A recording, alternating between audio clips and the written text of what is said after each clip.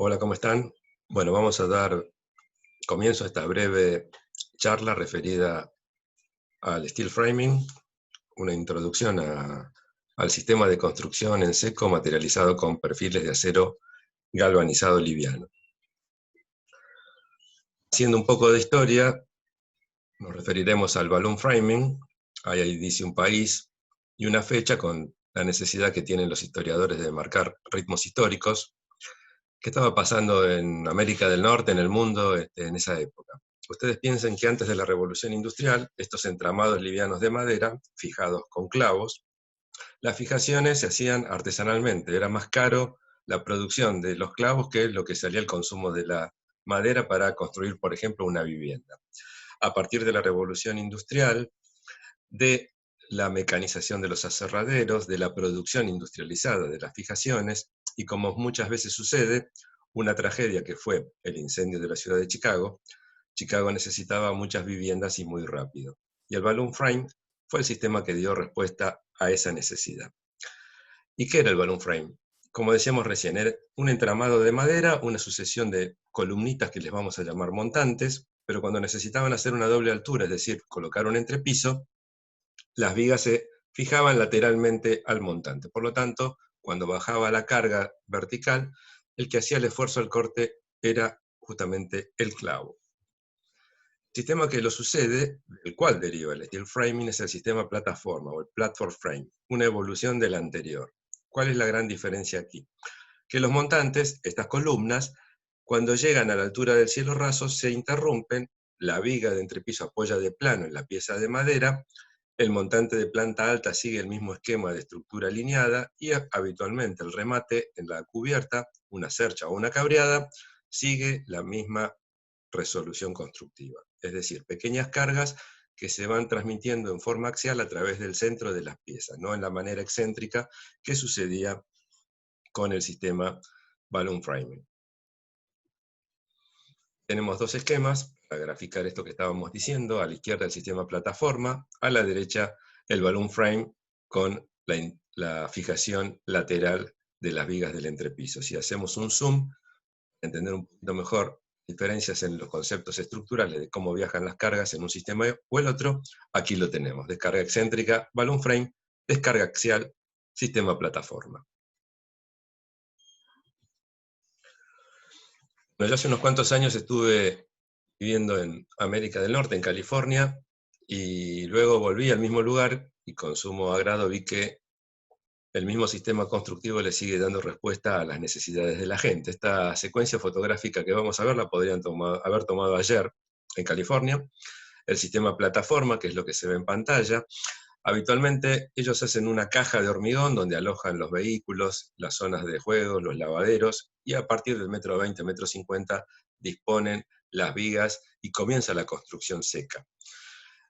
En la foto de la izquierda arriba ya se planteó y ya se presentó la panelería de la planta baja. La foto de la derecha ya se colocaron las vigas de entrepiso, ya comenzó el montaje de los paneles de planta alta. Empiezan a aparecer distintos accesorios para fortalecer estas estructuras que son débiles ante el factor viento, ¿no? Aquí la carga vertical no es tan importante porque es un sistema liviano, pero sí la carga horizontal del viento es un tema a tener muy en cuenta en función del lugar donde estemos implantando nuestra construcción. Por eso aparecen las placas de rigidización, el OSB, esas placas de virutas orientadas, ¿no? Oriented Strand Board es la sigla del OSB, que colabora con la rigidización justamente de los planos que están afectados por el efecto y el esfuerzo del viento. Es el steel framing. Si quisiéramos hacer una definición así global de lo que es este sistema constructivo, ¿qué diríamos, no? Es un sistema constructivo multicapa, integrado por un conjunto de perfiles de acero galvanizado liviano, vinculados entre sí por tornillos autoperforantes. Aquí no hay soldaduras, o no debería haberlas. Siempre cuando hablo o dicto algunos cursos aparece algún compañero, levanta la mano y dice, pero yo acá a la vuelta vi que estaban soldando los perfiles. Van a haber cosas mal hechas también. ¿Por qué no deberíamos soldar el galvanizado, digamos? Porque es la protección justamente de la chapa. El tornillo o un corte de un perfil el galvanizado trabaja por sacrificio, hace una especie de sellado en ese corte que estamos efectuando. Pero cuando uno hace una soldadura y levanta y quema bastante del galvanizado, no es lo mismo después tratar de recuperar esa protección con una pintura superficial. Así que en lo posible no proceder a soldaduras, cuando además la función del atornillado es una tarea muchísimo más simple. Y constituyen, y ahí está puesto en otro color y debería estar fosforescente y subrayado, un entramado solidario de metal. ¿Por qué tan importante esta cuestión de la solidaridad, yo digo, en todos los órdenes de la vida y también en el steel framing? Porque si uno toma un montante, una de estas columnitas sueltas, casi que lo puede deformar con el esfuerzo de su brazo, ¿no? No nos demuestra demasiada solidez. Pero este montante no trabaja solo, trabaja con otros montantes, con soleras, con flejes que vamos a ver, con las placas de rigidización. Todo esto constituye y conforma un sistema constructivo. Recién ahí el sistema está puesto en funcionamiento. Y está revestido, como dice en la imagen, por distintas placas que también vamos a ver rápidamente en esta breve charla. Ahí dice steel frame o dice steel framing, son sinónimos. A la hora de la búsqueda en el Google podemos poner uno u otro. El steel frame es la estructura de los elementos metálicos y el framing es el proceso por el cual se unen, se vinculan estos elementos. Pero a los efectos de la búsqueda da lo mismo uno u otro. Vamos a definir el sistema por sus características, ¿no? ¿Por qué vamos a decir que es abierto? ¿Por qué diremos que es liviano? ¿Por qué diremos que es flexible para el diseño? ¿Por qué diremos que es rápido en su montaje, que es básicamente en seco? ¿Y por qué para mí, en todo caso, lo más importante es el último concepto, las aislaciones eficientes, pero esto lo van a desarrollar en otras charlas, así que simplemente lo vamos a dejar planteado. Es abierto porque vamos a las definiciones de facultad, ¿no? De procesos constructivos. Por oposición, ¿qué sería un sistema cerrado? Un sistema cerrado serían los que se utilizaron en Europa después de la Guerra Mundial, una Europa también devastada por los bombardeos, necesitaba muchas viviendas y muy rápido. Los sistemas cerrados fueron los que dieron respuesta a esa necesidad. ¿Qué era? Venía un camión con una pluma, depositaba una caja en un lugar, una vivienda lista para usar, muy poca flexibilidad arquitectónica, pero respondía a una necesidad. Los sistemas abiertos son los que pueden compatibilizarse y combinarse con otras tecnologías. Por ejemplo, llegan a Uruguay o a la Argentina países de tradición de construcciones húmedas y se pueden combinar con el steel framing. Entonces, por eso estos sistemas los denominamos abiertos y son los sistemas que han tenido desarrollo en la historia de la arquitectura. ¿Por qué diremos que el sistema es liviano? Porque cuando analizamos cualquier sistema constructivo que estemos analizando, vamos a considerar cuál es el elemento más pesado de ese sistema. Y así lo vamos a categorizar. ¿Cuál sería el elemento más pesado en el steel framing? Por ejemplo, una viga de entrepisos. Una viga de 5 metros que pesa 28 kilos. Y eso lo podemos levantar con el simple esfuerzo de un operario. O sea que no necesitamos maquinarias especiales para hacer estos montajes, que las podemos utilizar, obviamente. Si ustedes buscan en YouTube, van a ver en otros países cómo hay toda una parafernalia de logística para acelerar tiempos, pero no es que sean necesarios para hacer los montajes. Flexible en el diseño.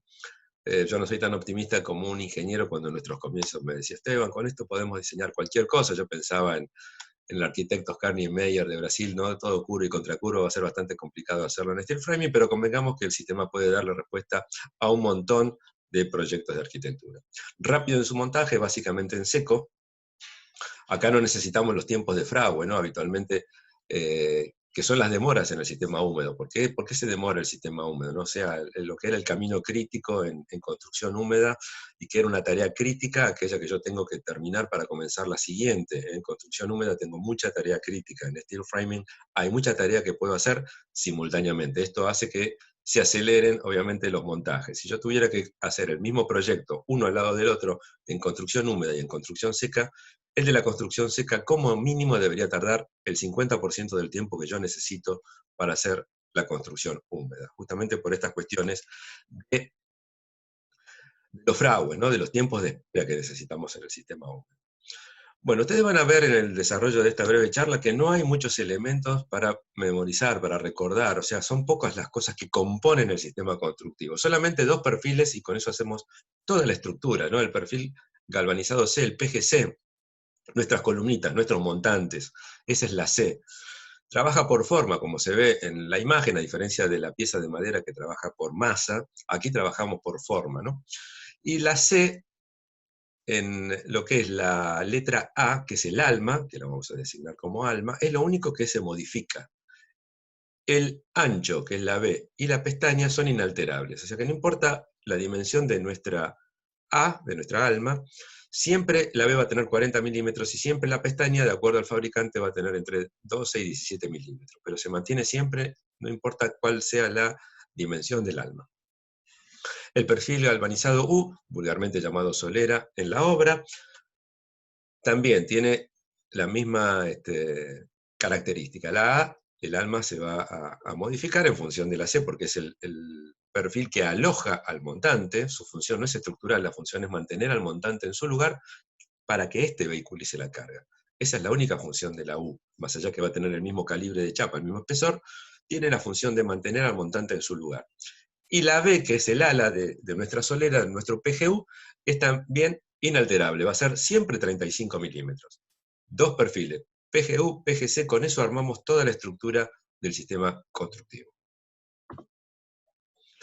Es un par de fotografías de una planta de fabricación para tener un poco de idea de cómo se fabrican estos perfiles. Habrán visto ustedes en camiones, en trenes, los rollos de las bobinas, ya ahí están galvanizadas, ya están cortadas en función del desarrollo que va a tener el montante, el perfil que se va a conformar en esa máquina, en la extrusadora, ¿no? Se coloca el rollo de un lado, se setea por software la longitud, o sea, la longitud estándar de los perfiles es 6 metros, aunque por la máquina permitiría ser 12 o 13 metros, la limitación en realidad es el transporte, no la longitud que podamos hacer la perfilería.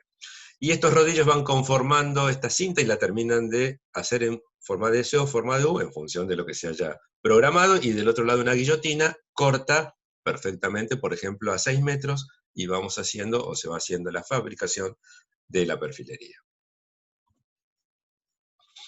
Rigidización, dice. Hoy dijimos la importancia de la rigidización en los sistemas livianos para contrarrestar el impacto del viento.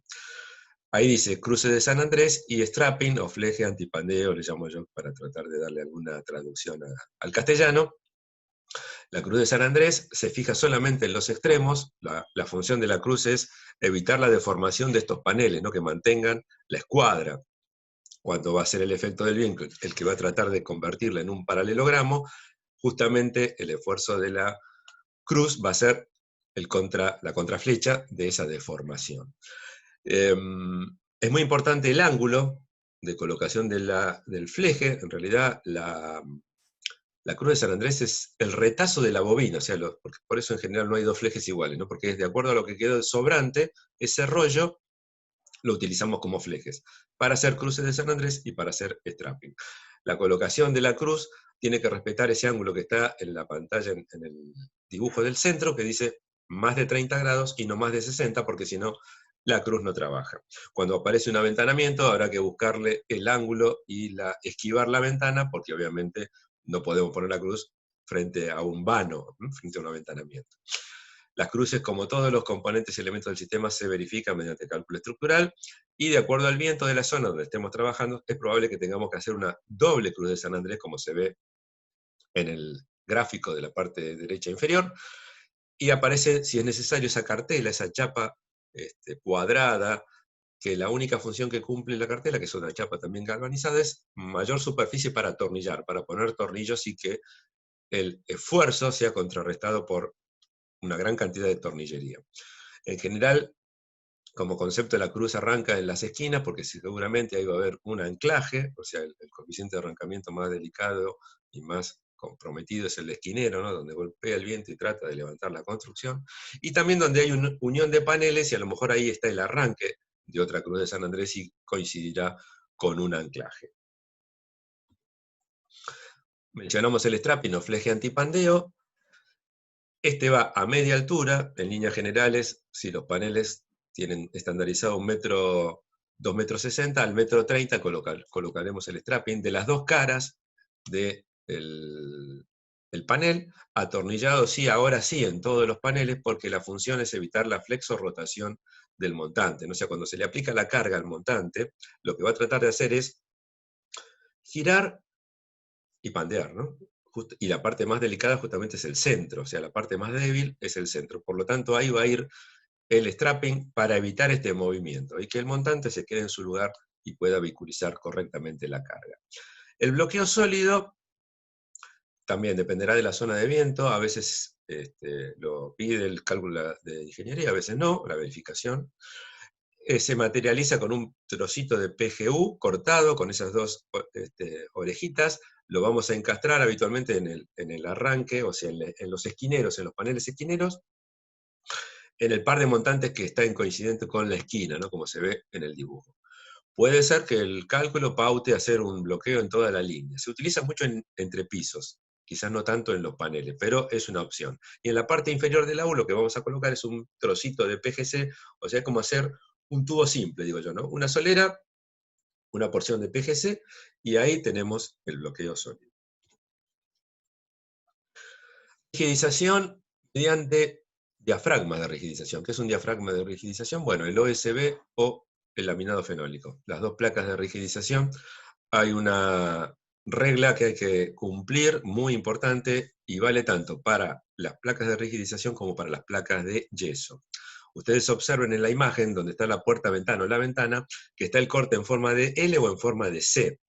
Nunca tiene que coincidir la junta con la coincidencia de la jamba, porque si ponemos una junta ahí, vamos a tener una microfisura en poco tiempo, y es una patología que no tiene solución. Tendríamos que cambiar el emplacado. Cuando uno hace el cómputo del OSB, por ejemplo, computa vacío por lleno. La parte de la ventana es un desperdicio, salvo que sea un gran aventanamiento. Pero digamos, en ventanas estándar, uno como concepto calcula vacío por lleno para tener el emplacado y la cantidad de placas necesarias para hacer la envolvente y la rigidización de la estructura metálica. Esto que conté vale también para las placas de yeso, con mucho mayor cuidado entonces, que no coincida la junta de un corte de placa de yeso con la jamba de la ventana, en la parte superior ni en la parte inferior, porque ahí seguro vamos a tener una microfisura. Son los lugares de tensión. Entonces ahí el corte es forma de C si hay una ventana, forma de L si hay una puerta o una puerta-ventana. Paneles ciegos, vamos ahora a hacer un recorrido y van a ver que hay pocos paneles también, como dije, no hay muchos elementos y componentes distintivos. El panel ciego es una sucesión de perfiles C, montantes, y el último, fíjense que está invertido, está al revés. ¿Por qué? Porque necesito espalda de atornillado para vincularlo con el panel siguiente, con un esquinero, etcétera, etcétera. Así que así es como lo vamos a armar. Fíjense que la grilla modular, o sea, esta separación de módulos, que es 400 o 600 milímetros, que está en función de las dimensiones de las placas, y por eso, y también en función obviamente del cálculo estructural, nos va a pautar la separación entre montantes, como la grilla coincide con el alma de la perfilería. Así lo vamos a armar, porque es un elemento tangible, el alma de la perfilería. La gente que hace drywall está acostumbrada a modular al centro del ala del perfil. Nosotros modulamos a las almas de los perfiles. Una diferencia con el drywall. Panel portante, un vano. Tenemos una ventana, pero no tenemos una carga. O sea, no, este es un panel que yo llamo panel en descanso. No necesita, no está apoyándose en ni una viga de entrepiso ni un techo. Es un tabique que está en descanso. Entonces la ventana, vamos a retirar el montante del centro, vamos a hacer el corte de la solera, parecida como hacíamos en el bloqueo sólido, con esas dos orejitas, vamos a colocarlos y pondremos una pieza superior y una pieza inferior que le vamos a llamar criple. Es el nombre en inglés. Lamentablemente esto lo inventó gente que habla en inglés, pero así se lo llama en obra. Criple superior, criple inferior.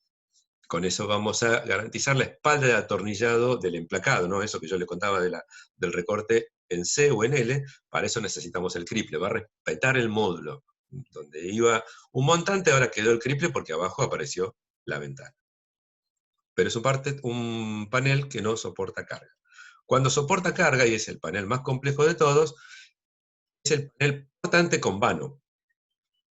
Entonces, el panel portante con vano le tenemos que hacer una viga. Esa viga es un tubo, o sea, dos perfiles C enfrentados, que habitualmente van a tener el ancho de 100 milímetros, que es el PGC clásico en toda la panelería en steel framing. Ustedes observen en el dibujo que aparece una designación que dice King. Ese King son dos piezas, ¿no? La de abajo, que le estaría faltando el nombre, me parece, al dibujo, se llama Jack, sostiene a la viga de Intel. Ese es el que vehiculiza la carga. ¿Mm? El jack. El jack va a estar sosteniendo la viga de Intel. ¿Cuántos jack? Bueno, a priori eso de nuevo se verifica por cálculo, pero en función de los montantes que yo retiro, los reparto por partes iguales a los laterales. Así que puedo llegar a tener jack o king doble, que el king es la pieza que llega hasta arriba, con el jack vinculado alma con alma, pero si tengo que poner más, el segundo ya no lo voy a poder vincular con el jack anterior, porque voy a tener dos C enfrentadas. Lo vincularé en la solera superior y en la solera inferior. Y después se cose con los flejes que estuvimos viendo, con el fenólico, con el OSB, terminan de hacer la costura de los kings. Tenemos el king simple a la izquierda, o sea, alma con alma, el king doble en el centro, que es el que les contaba yo recién, y el king triple, si necesitamos una ventana más grande, si yo desalojé más montantes, voy a colocar, obviamente, un king triple, por ejemplo. Esto, luego, reitero, se verifica mediante cálculo estructural. Esto es una especie de regla muy simple a los efectos de cuando uno está haciendo un predimensionado y tiene que hacer un cómputo de perfiles para saber que esos montantes seguramente van a ser en esa cantidad la que vamos a tener que colocar los aventanamientos. Hay una fotografía de obra, estamos armando un panel, fíjense que está puesto en forma horizontal, y observen que hay un king doble, ¿no? O sea, la ventana les está dando la idea que es un poco más grande, entonces apareció un king doble. Aparecen los triples. Esa luz que tiene el triple, en realidad es porque todavía el panel se está armando. Hay que darlo vuelta, o sea, se está armando la primera cara y poniéndose los tornillos, después se da vuelta. Y el triple en realidad ahí la única función que cumple no es estructural, sino servir de espalda de atornillado a la placa. El que cumple la función estructural es el jack. Ese tiene que hacer pleno contacto con la solera de Intel, que es la que está conformando la viga de Intel, que es lo que se ve en esta fotografía. Porque si no, si está separado, en realidad lo que va a estar haciendo esfuerzo al corte es el tornillo, que no debería. El tornillo es una fijación, no debería estar cumpliendo funciones de esfuerzo de corte. Para eso está el jack, para llevar la carga como corresponde a la fundación. Los paneles se nomenclan, tienen nombre y apellido, todos tienen un DNI, porque después de hacer el montaje, cuando ustedes empiezan a apilar los paneles, realmente puede ser muy confuso. Entonces eso tiene un correlato con la documentación de obra. Paneles exteriores, paneles interiores, todo van con un fibrón indeleble que nunca le falte en la obra para hacer las designaciones correspondientes. Comienza el montaje, como la planimetría, en realidad habitualmente comenzamos por una esquina, distribuimos los paneles donde más o menos sabemos que van a quedar en su posición definitiva y comenzamos a hacer el montaje de la obra, ¿no? Como dije, comenzamos por una esquina, se toman todos los recaudos, es la presentación de la estructura, un momento muy delicado porque acá el efecto del viento puede ser muy dañino para la estructura cuando todavía está en forma muy débil, los apuntalamientos tienen que ser provisorios pero bien hechos, doble flecha, por eso marco el doble flechado, para evitar después problemas y a lo mejor terminamos un viernes, el fin de semana tuvimos un viento muy fuerte y podemos tener una sorpresa desagradable el día lunes, ¿no? Ya está montada, por ejemplo, en la fotografía, toda la parte de paneles, se verificaron todas las escuadras, todos los plomos, todo está bien, recién ahí comenzamos a hacer los anclajes definitivos, no antes.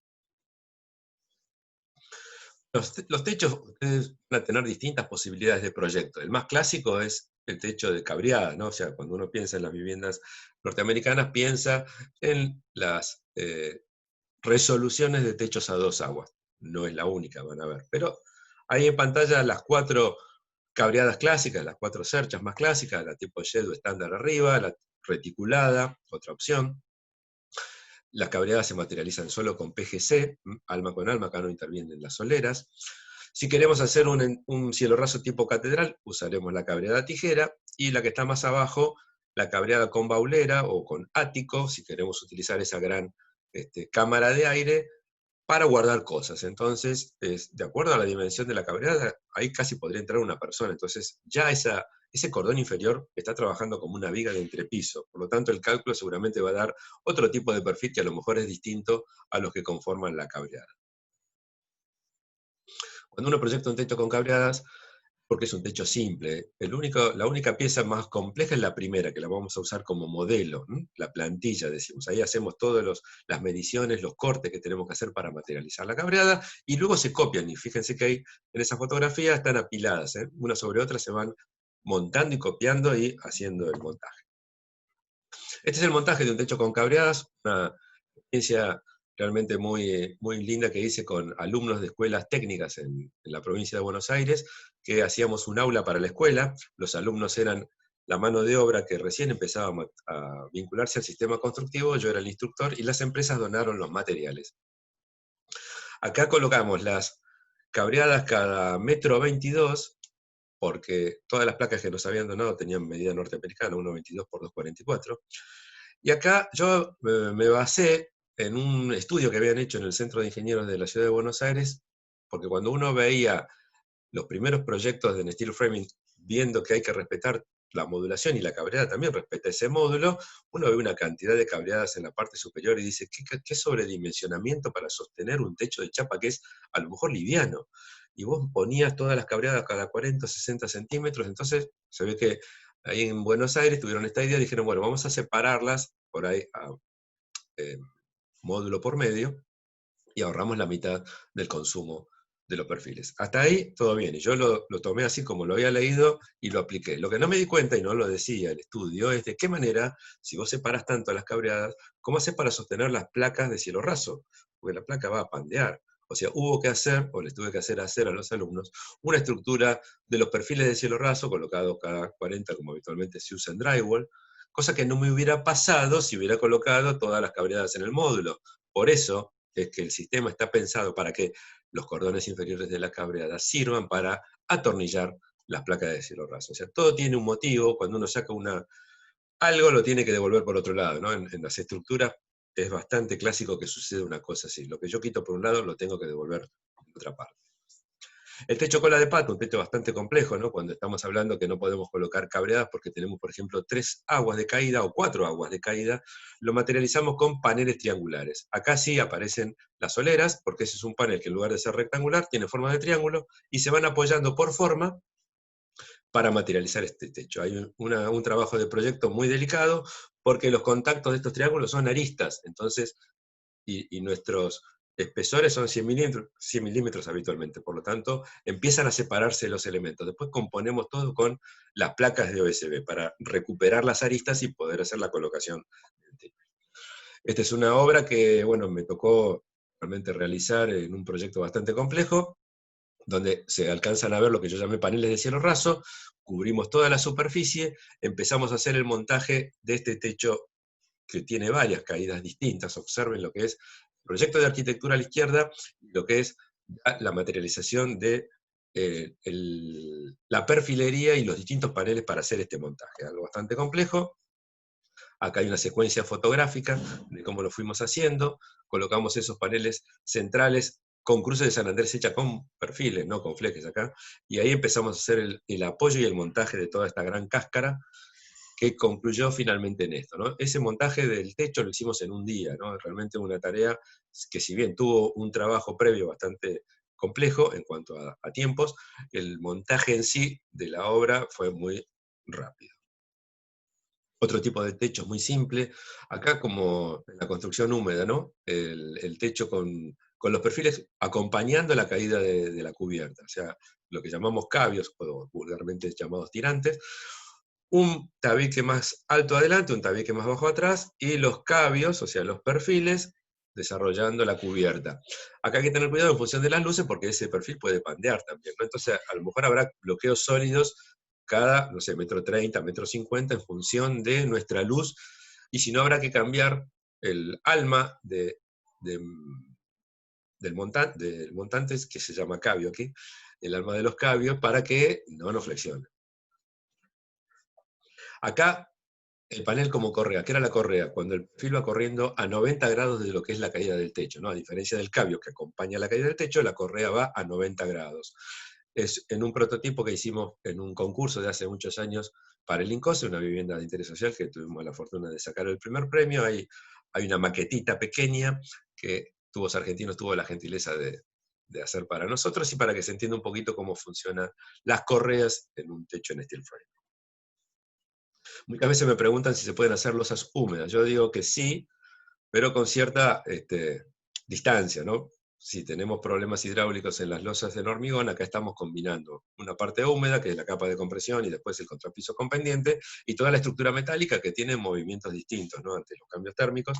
Entonces, cuidado cuando uno materializa este tipo de cubiertas, tomar todos los recaudos para evitar la entrada de agua, membranas, babetas, los recursos de zinguería, por favor, que vayan todos. Acá van vigas que son como las vigas de entrepiso, una chapa como encofrado perdido, después lo que se ve ahí es en gris un aislante térmico, un film de polietileno, una malla electrosoldada de repartición y por encima el contrapiso alivianado con pendiente. Luego se pintará con pintura para terrazas, se colocarán baldosas, o ahora están las terrazas verdes. Son todas opciones para materializar este techo, pero mucho cuidado. Si quieren hacer un techo oculto, yo sugiero hacer que se ve en pantalla. Una media cabreada trabaja muy bien, un buen espacio en el remate para colocar la canaleta, ahora está lloviendo realmente muy fuerte, y de esta manera, con tímpanos pequeños, rectangulares, hacemos la tapa de todo el perímetro.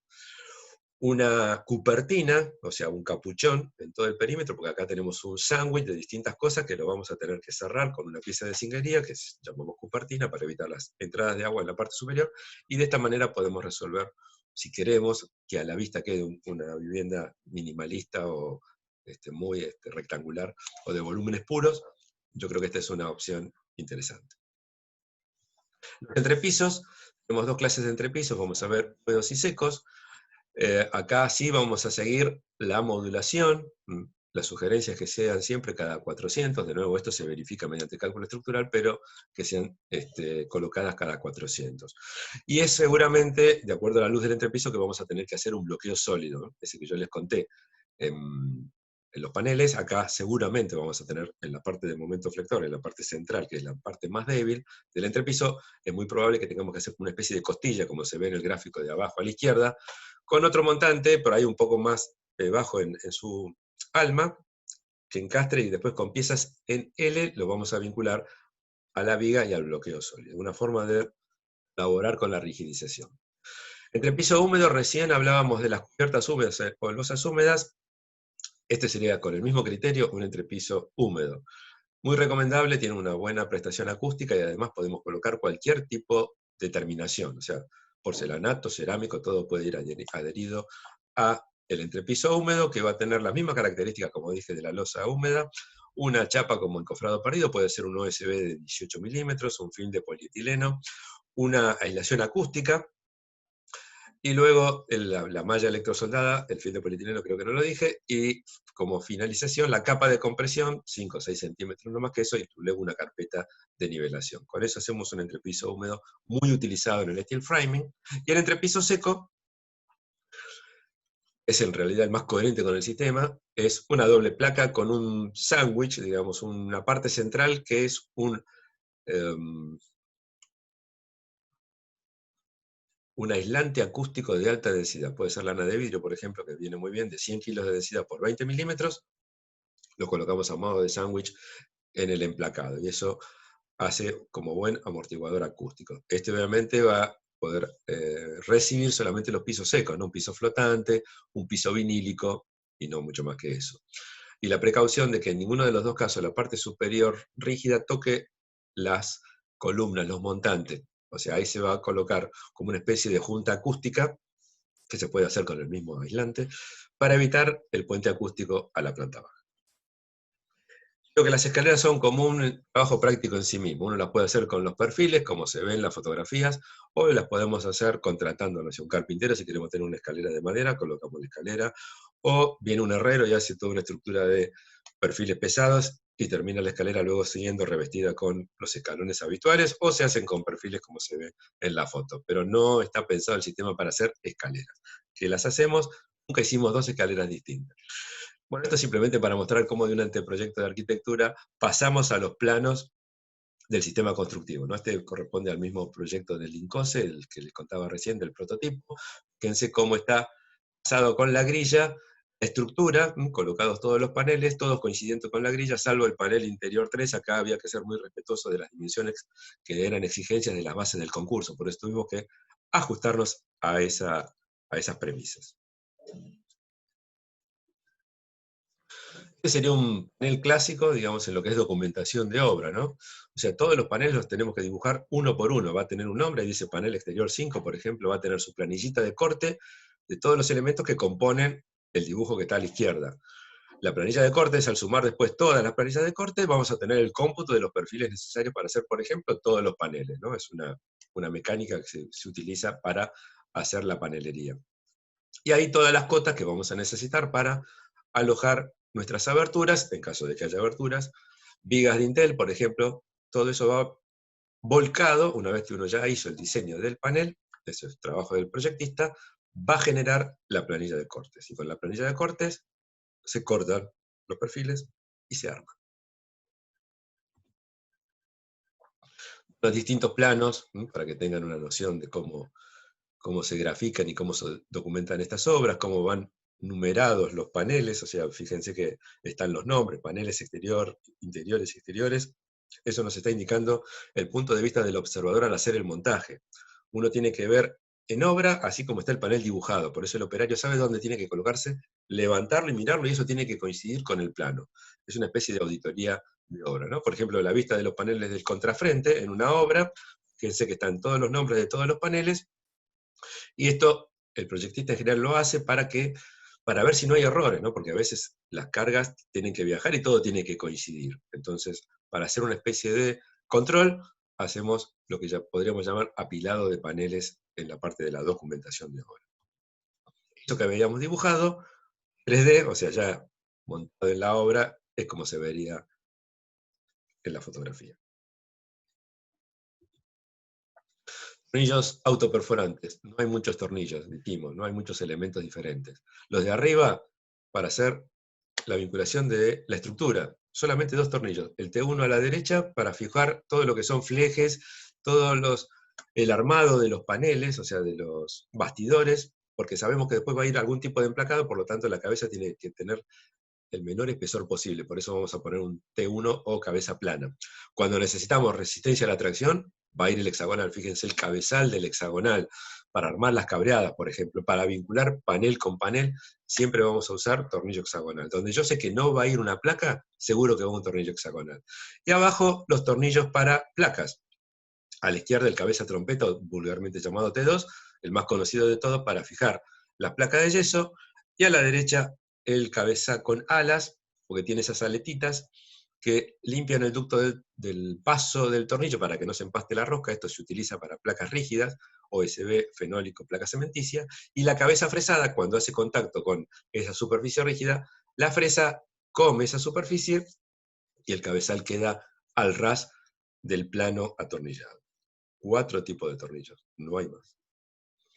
Anclajes también, anclajes químico-mecánicos, el más usado en el sistema es el que están viendo en pantalla.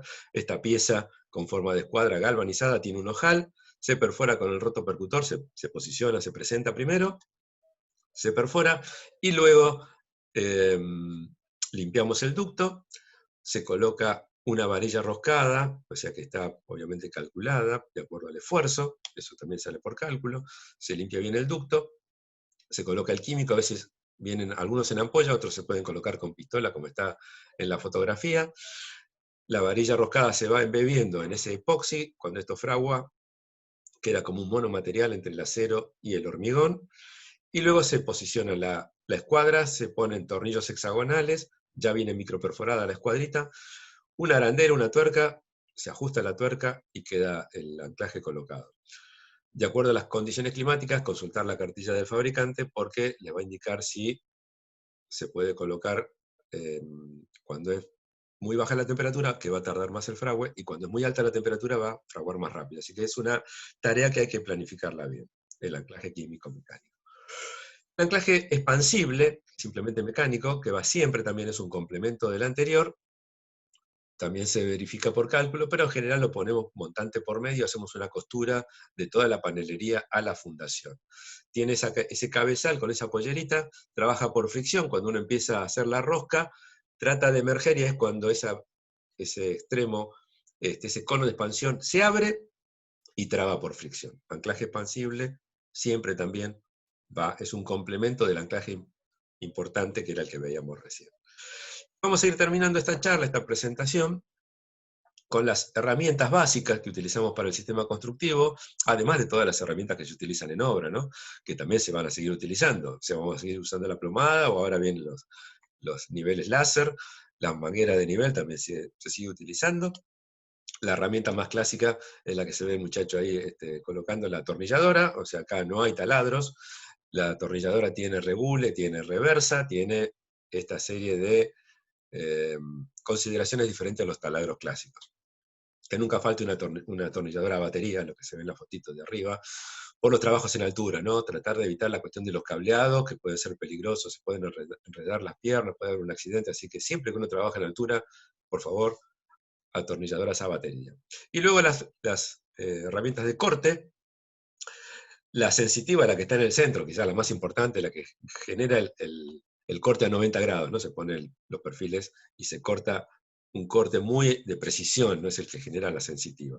Después para cortes menores la moladora, o sea, cuando tengo que hacer algún improlijamiento, algún fleje que quedó mal, cuando tengo que retirar la solera inferior para colocar una puerta, vamos a usar la moladora, no más que para eso. Y la sierra circular para cortes de placa. De acuerdo a la placa, obviamente irán discos distintos, pero para eso los usamos. Y no hay más herramientas. O sea, muy pocas herramientas, como dijimos a lo largo de esta charla. Muy pocos elementos necesarios para componer este sistema constructivo. Y yo voy terminando y me despido y espero que les haya sido esta charla de utilidad. Muchas gracias y que tengan ustedes un buen día.